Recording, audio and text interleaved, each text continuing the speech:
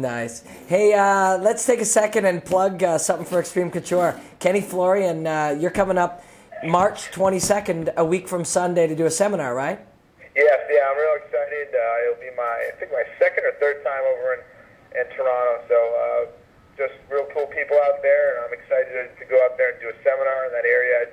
Just always amazed by the fan base over there. You guys are rabid MMA fans, probably the most knowledgeable MMA fans out there. So looking forward to going out there and sharing a little bit of knowledge and hopefully learning something out there as well. Well, when you, and you know, I'm going to ask you about seminars in general. When you come up here or go wherever and do them, if you're off, you know, or you're in between fights and nothing's up, I'm sure it's fun. You get to meet a lot of people. But as it gets closer to a fight, is this something that gets in the way of your training? Talking on, you know, on the phone to guys like us and doing seminars, is this something that you have to find a way to balance?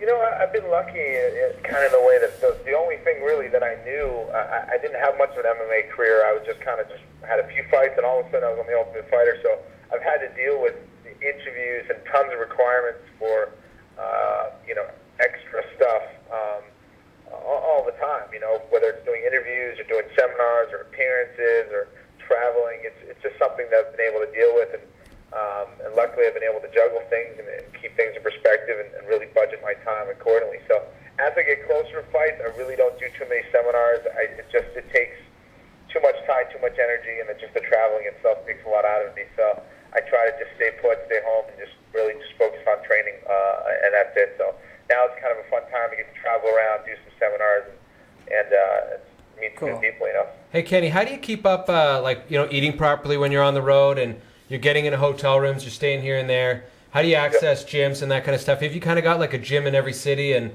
a way to eat properly in every city? Because it's really hard to eat properly out of a hotel room when there's just crap food around everywhere. It's definitely challenging. I do my best to try to take whatever food with me.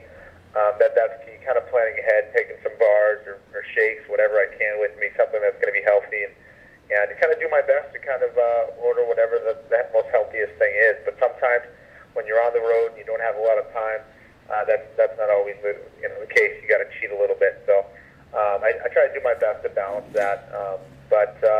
As far as training goes, that can also be difficult. Not every hotel you stay at has a gym or a nice gym, and you don't always have a chance to train. So that's another reason why it can be challenging on the schedule. I just try to make sure I get my training in during the week and do whatever I can on the weekends to supplement.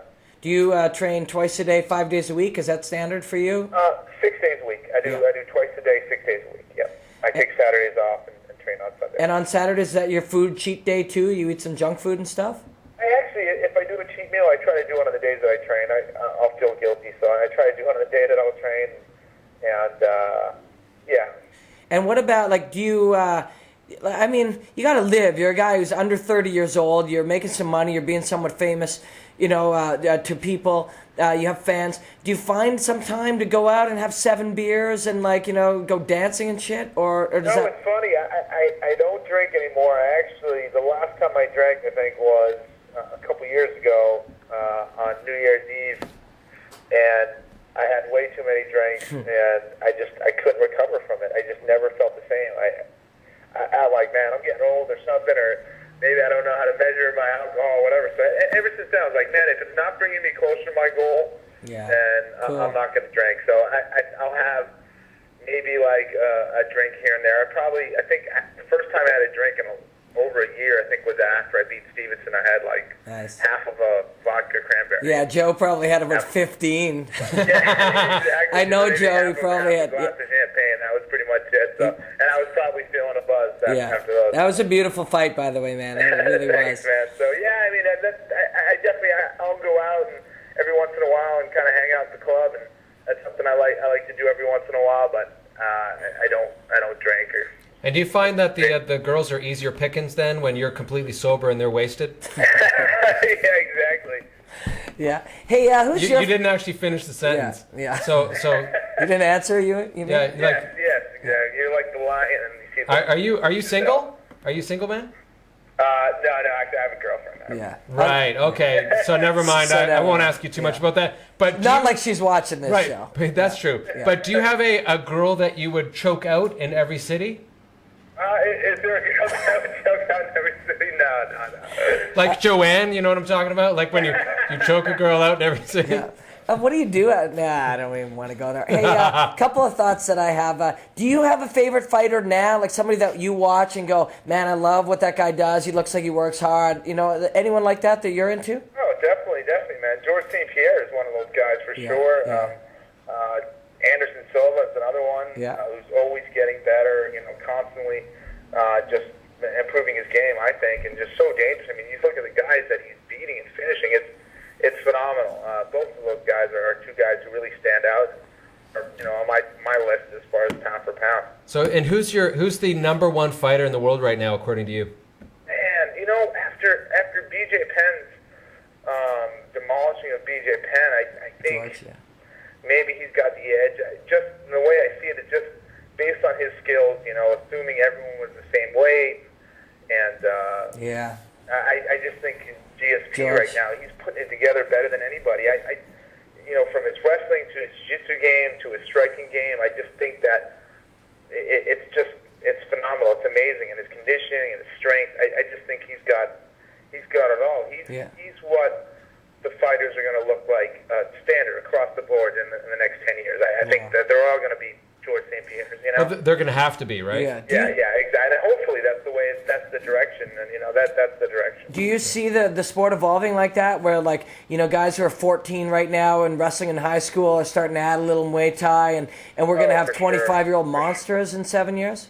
For sure, that's going to be it, and we're probably, and I hate to say it because I'm huge. I mean, I'll still be a huge fan of the sport, but we're probably not going to see those, easy submissions or drastic knockouts, and we'll definitely get those because you need, obviously, I guess you need some fish in there with the sharks, but we're going to see fewer and fewer finishes, I believe, going forward in the future, just because the level is going to be so damn good. I mean, you could already start to see it in some of those divisions and how competitive it is. The 205ers, the 155ers. It's rare that you're going to see that.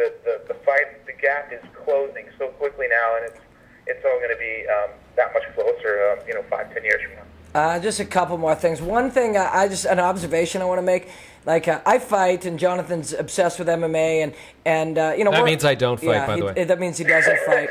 But we're MMA nerds, like so many people who love the sport, and you really sound like one of those guys, man. Like you sound like one of those guys who just. I'm a fan first and foremost, and I still I'll see fights, I get all giddy and who's gonna win, and I'm all about the stats and try to. So I follow the sport. I do a show for ESPN.com, MMA Live, and I get paid to go out and watch fights and learn about fights and break down fights.